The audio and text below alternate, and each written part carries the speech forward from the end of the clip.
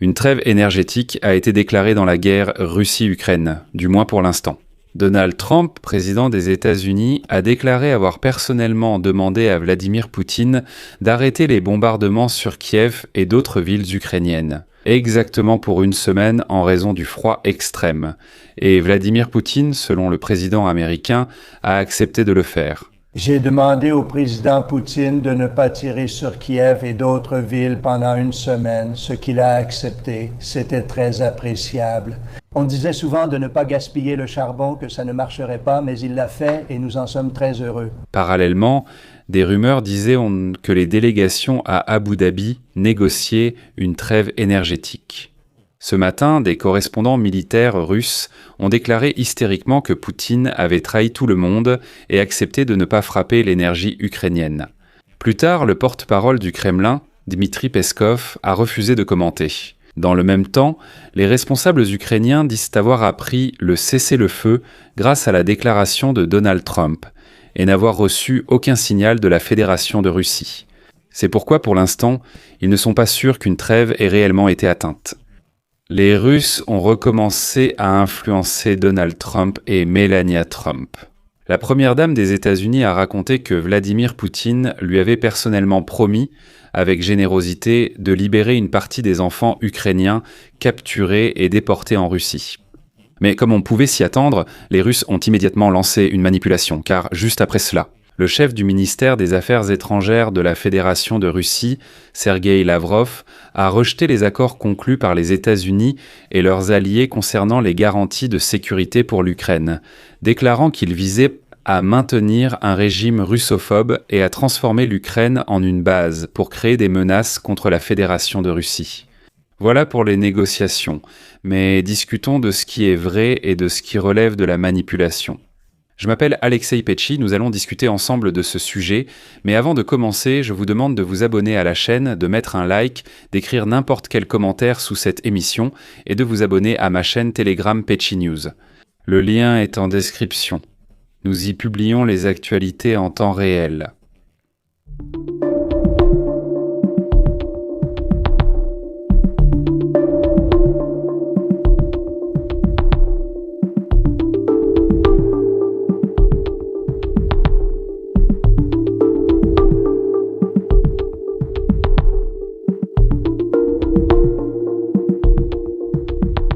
Donald Trump, président des États-Unis, a affirmé avoir demandé directement à Vladimir Poutine d'arrêter les bombardements sur Kiev et d'autres villes ukrainiennes, exactement pour une semaine en raison du froid extrême. Et Vladimir Poutine, selon Trump, a accepté de le faire. Citation du président américain. « J'ai demandé à Poutine de ne pas attaquer Kiev et d'autres villes pendant une semaine. Il a accepté, mais en réalité... » Trump n'a pas indiqué quand commencerait cette trêve.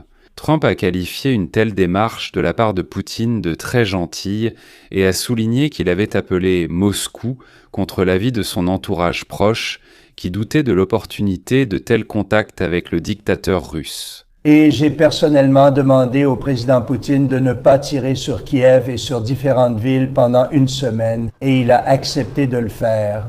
C'était très agréable, beaucoup ont dit « Ne perdez pas, vous n'aurez rien », mais il l'a fait et nous en sommes très heureux. Après cela, le journaliste du Financial Times, Christophe Miller, citant des responsables ukrainiens, a indiqué que les autorités avaient entrepris le cessez-le-feu. D'après la déclaration de Donald Trump que vous venez d'entendre, ils n'ont reçu aucun signal de la part de la Fédération de Russie. D'après lui, ils ne savent pas encore si un cessez-le-feu a vraiment été obtenu. Dès le matin du 29 janvier, les correspondants militaires russes et ukrainiens ont signalé de nouvelles informations. Les forces armées ukrainiennes et russes ont reçu l'ordre d'arrêter les frappes sur les infrastructures énergétiques. En particulier, les blogueurs russes Z ont écrit que, depuis 7 heures du matin le 29 janvier, une interdiction a été imposée aux forces armées de la Fédération de Russie de frapper tout objet d'infrastructure sur l'ensemble du territoire ukrainien, y compris Kiev et sa région, jusqu'au 3 février.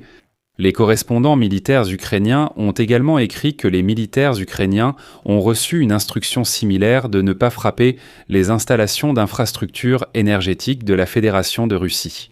Les deux parties affirment avoir conclu un moratoire temporaire lors des négociations à Abu Dhabi, mais seul Donald Trump l'a officiellement annoncé pour l'instant. Par conséquent, il n'y a pas encore d'accord définitif rendu public, et les bombardements pourraient effectivement reprendre. Il n'y a pas eu de confirmation officielle de la part de Kiev et de Moscou à ce sujet. Le porte-parole du président russe, Dmitri Peskov, a refusé de commenter la trêve énergétique et a déclaré « Motem et Tian, ne commentez rien ». Selon le Financial Times, une telle trêve a été évoquée lors des négociations tripartites avec les États-Unis à Abu Dhabi les 23 et 24 janvier. Il s'agissait de cesser les frappes contre le secteur énergétique ukrainien, en échange du fait que Kiev renoncerait à attaquer les installations pétrolières et les pétroliers russes. Je rappelle qu'en décembre 2025, Volodymyr Zelensky avait déjà proposé un accord similaire, mais le Kremlin avait refusé, déclarant qu'il recherchait une paix durable et non des mesures temporaires. Eh bien, si cela se confirme maintenant qu'une telle trêve a vraiment été conclue, alors, les Russes devraient, ce que je voulais dire, les Russes devraient réfléchir au fait que leurs dirigeants les trompent constamment. Parce qu'ils affirmaient qu'il ne devait jamais y avoir de telle trêve et qu'ils voulaient une paix durable. Mais soudain, ils acceptent cela. Voilà. Je rappelle qu'au printemps 2025, après les négociations entre Donald Trump et Vladimir Poutine, un moratoire de 30 jours sur les frappes contre le secteur énergétique était en vigueur, puis violé par la Russie. Mais il faut se rappeler que les forces armées ukrainiennes détruisent activement les raffineries de pétrole, déjà même les sites d'extraction de pétrole, ainsi que les pétroliers de Vladimir Poutine. C'est pourquoi les Russes avaient aussi besoin d'une sorte de répit. Mais malheureusement, une telle trêve pourrait s'avérer être un grand piège, car en ce moment même, Vladimir Poutine essaie à nouveau de charmer Donald Trump et sa femme Melania. Je vais vous expliquer, Donald Trump a déjà été influencé. Aujourd'hui, Trump a déclaré ouvertement que tous ses conseillers lui avaient dit de ne pas appeler le dictateur russe. Mais il a cru Poutine, pas ses conseillers, et il a quand même passé l'appel. Et vous voyez, il a réussi à conclure une trêve énergétique. Et malheureusement, nous avons déjà vécu cela lorsque Trump faisait plus confiance à Poutine au service de renseignement américain. C'est un précédent dangereux. Mais ce n'est pas tout. Poutine tente aussi de séduire Trump autrement. La première dame des États-Unis, Melania Trump, a déclaré aujourd'hui que le dictateur Poutine avait répondu à sa lettre dans laquelle elle parlait de la réunification des enfants ukrainiens enlevés par les Russes avec leurs parents. De plus, elle a indiqué que son représentant est actuellement en contact permanent avec la partie russe sur cette question. En général, Poutine aurait accepté généreusement de libérer certains enfants ukrainiens qu'il avait capturés. Je rappelle que l'évacuation des enfants d'Ukraine après l'offensive russe à grande échelle a conduit la Cour pénale internationale de La Haye à émettre un mandat d'arrêt contre Vladimir Poutine. Officiellement, depuis le début de l'invasion à grande échelle de la Russie en Ukraine, les occupants ont forcé à évacuer d'Ukraine près de 20 000 enfants. Et pendant que Donald Trump et Melania Trump disent « c'est un écran comme Vladimir Poutine est charmant », le chef de la diplomatie russe, Sergueï Lavrentiev, a rejeté les accords des États-Unis et de leurs alliés sur les garanties de sécurité pour l'Ukraine, affirmant qu'ils étaient dirigés, je cite, « le maintien du régime russophobe à Kiev et la transformation de l'Ukraine en un tremplin pour créer des menaces contre la Fédération de Russie ». Je cite Sergueï Lavrentiev. Nous ne savons pas de quelles garanties ils ont convenu là-bas, mais apparemment, il s'agit de garanties pour ce même régime ukrainien qui mène une politique russophobe et néo-nazie. Si le but est de préserver ce régime sur une partie du territoire ukrainien et de l'utiliser comme base contre la Russie, alors de telles garanties ne peuvent de guère assurer une paix durable. Oui, la Russie rejette en fait les garanties de sécurité pour l'Ukraine, déjà élaborées par les États-Unis et leurs alliés, et exige en réalité le renversement du pouvoir à Kiev. Ils disent que ce régime ne doit rester sur aucune partie de l'Ukraine. De plus, Lavrov a déclaré qu'en avril 2022 à Istanbul, un projet de garantie avait déjà été convenu, qui devait servir de base. Aujourd'hui, ces mêmes garanties font que la Russie est garante de la sécurité de l'Ukraine et peut bloquer la décision de la coalition occidentale. L'assistant du président russe, Yuri Ushakov, a aussi affirmé qu'aucune garantie de sécurité n'a été convenue avec la partie russe et qu'il ne les accepte donc pas. Je souligne qu'hier, le secrétaire d'État américain Marco Rubio a déclaré publiquement que les États-Unis et leurs alliés européens ont trouvé un accord commun sur les garanties de sécurité pour l'Ukraine.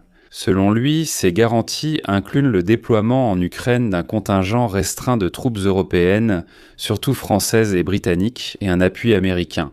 Le président ukrainien Volodymyr Zelensky avait déjà affirmé que le document sur les garanties de sécurité américaines était entièrement prêt.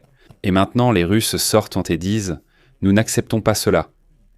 Le Kremlin mène un nouveau tour de son jeu rusé, auquel Donald Trump se laisse malheureusement prendre. D'un côté, ils font des pas après lesquels Trump appelle Poutine « gentil », et tout de suite, de l'autre côté, ils annulent tout le processus de négociation. Je m'arrête là. Donnez votre avis et vos conclusions en commentaire, abonnez-vous, activez la cloche et likez la vidéo. Les amis, si cette émission vous a été utile et intéressante, vous pouvez soutenir le travail de cette chaîne YouTube par un don ou un abonnement via les liens et coordonnées dans la description de cette vidéo. Je vous serai reconnaissant pour tout soutien de votre part. C'est tout pour aujourd'hui. Prenez soin de vous et à bientôt.